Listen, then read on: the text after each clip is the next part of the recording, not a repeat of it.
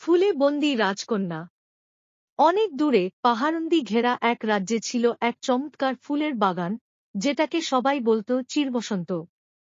এই বাগানে চারদিক জুড়ে নানা রঙের ফুল, পাখির গান আর স্নিগ্ধ হাওয়া চলত সারা বছর। এই বাগানের মাঝে এক ফুল ছিল অন্যরকম, একটি বড় আকারের নীলাকাশী ফুল, যার মাঝে বন্দী ছিল এক রাজকন্যা। তার নাম ছিল রাজকন্যা বেলিনা। ছোটবেলায় এক জাদুকরী তাকে অভিশাপ দিয়ে বলেছিল, তুমি যখন নিজের হৃদয়ের আলোকে চিনবে, তখনই মুক্তি পাবে এই ফুলের বন্দিদশা থেকে। রাজপরিবার ও রাজ্যের কেউ জানত না বেলিনা কোথায় হারিয়ে গেছে। সবাই ভাবত সে হয়তো হারিয়ে গেছে কোনো ভিন্ন জগতে। কিন্তু সে আসলে ছিল ফুলে বন্দী চিরবসন্ত বাগানে। সেখানে সে দেখতে পেত পাখিদের, শুনতে পেত বাতাসের গান, কিন্তু কথা বলতে পারত না কারো সাথে। একদিন দূর রাজ্য থেকে আরিন নামে এক সাহসী তরুণ সেই বাগানে এলো। সে ছিল এক স্বপ্নবাজ, সাধারণ পরিবারের ছেলে, যার মন ছিল উদার ও দয়ালু। সে সেই বাগানে ঢুকে অনুভব করল, এই বাগানে কিছু একটা রহস্য আছে। হঠাৎ সে নীল ফুলটির কাছে গেলে ফুলটি একটানা দুলে উঠল।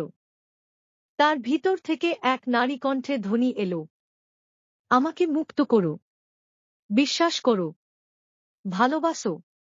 আরিন ভয় না পেয়ে বলল, তুমি কে? কিভাবে তোমাকে মুক্ত করব? আরিন কয়েকদিন ধরে সেই বাগানে আসতে লাগল। সে বেলিনাকে গান গেয়ে শোনাত, গল্প করত, আর নিজের মনের কথাগুলো খুলে বলত। ধীরে ধীরে রাজকন্যার অভিশাপ দুর্বল হতে শুরু করে। যেহেতু বেলিনা নিজের হৃদয়ের আলোক, ভালোবাসা, বিশ্বাস আর দয়া আবিষ্কার করছিল আরিনের মধ্যে, এক রাতে পূর্ণিমার আলোয় ফুলটি আলোর ঝলকে ফেটে গেল। আর সেখান থেকে বেরিয়ে এল সত্যিকারের রাজকন্যা বেলিনা। রাজকন্যা কেঁদে বলল, তুমি আমার মুক্তির চাবিকাঠি হলে আরিন। আমি এখন জানি, সত্যিকারের হৃদয়ের আলো কোনো রাজপরিবারের নয়, সেটা ভালোবাসা আর সাহসে থাকে। রাজা ও রানী খুব খুশি হলেন। আরিনকে তারা নিজের ছেলে হিসেবে গ্রহণ করলেন।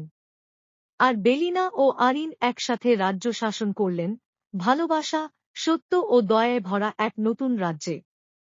সত্যিকারের সৌন্দর্য আসে হৃদয়ের আলো থেকে, আর ভালোবাসা ও বিশ্বাস যে কোনো অভিশাপ ভাঙতে পারে।